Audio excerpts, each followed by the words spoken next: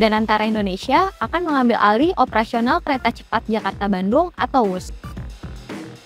Pengambilan operasional WUS ini berbagi peran dengan pemerintah dalam menangani utang WUS secara terukur.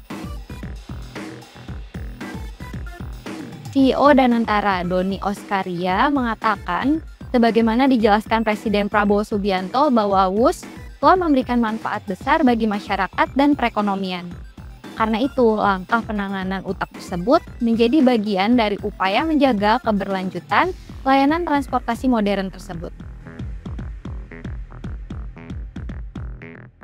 Danantara akan fokus pada aspek operasional WUS agar layanan transportasi ini semakin optimal, efisien, dan mampu menjawab kebutuhan mobilitas masyarakat di wilayah Jakarta, Bandung, dan sekitarnya. Sementara itu, pemerintah akan berperan dalam pengelolaan dan penguatan infrastruktur yang mendukung jalannya layanan kereta cepat tersebut. Menurutnya, WUS telah membawa dampak ekonomi nyata, terutama dalam mendukung pergerakan masyarakat serta memperkuat kreativitas antar wilayah yang sebelumnya memakan waktu panjang.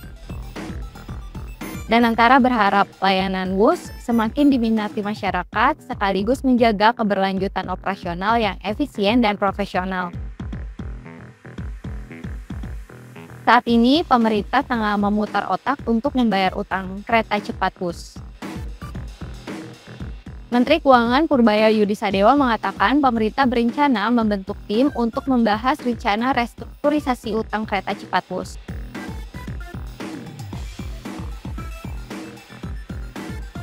Purbaya menyebut tim tersebut akan ke Cina dan bertugas melakukan negosiasi penerapan skema yang tepat dalam proses restrukturisasi, termasuk diantaranya rencana penggunaan harta rampasan koruptor.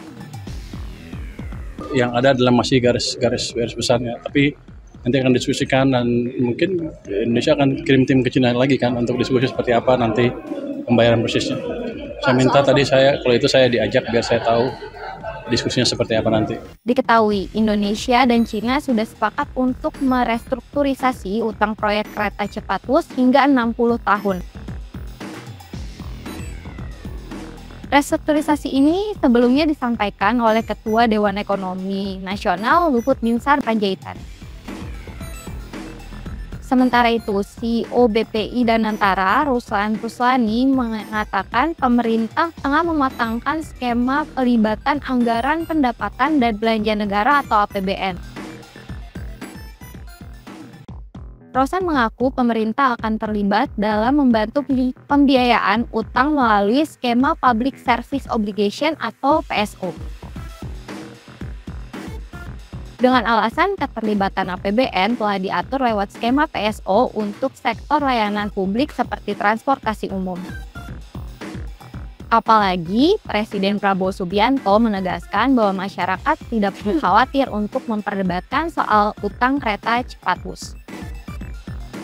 Prabowo siap bertanggung jawab atas utang proyek tersebut. Menurut Prabowo, negara memiliki kemampuan untuk melakukan pembayaran cicilan utang proyek yang memakan biaya 7,27 miliar dolar Amerika Serikat atau setara 117,3 triliun rupiah.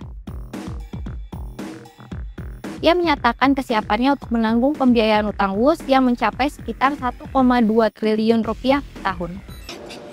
Saya sudah katakan, Presiden Republik Indonesia yang ambil alih tanggung jawab, jadi nggak usah ribut. Kita mampu dan kita kuat, duitnya ada, duit yang tadinya dikorupsi saya hemat, nggak saya kasih kesempatan. Jadi saudara saya minta bantu saya semua, ya, jangan kasih kesempatan koruptor-koruptor itu merajalela. Uang nanti banyak untuk kita, untuk rakyat semua. Prabowo juga menekankan pentingnya melihat manfaat proyek bagi masyarakat luas seperti mengurangi kemacetan, polusi, dan mempercepat perjalanan.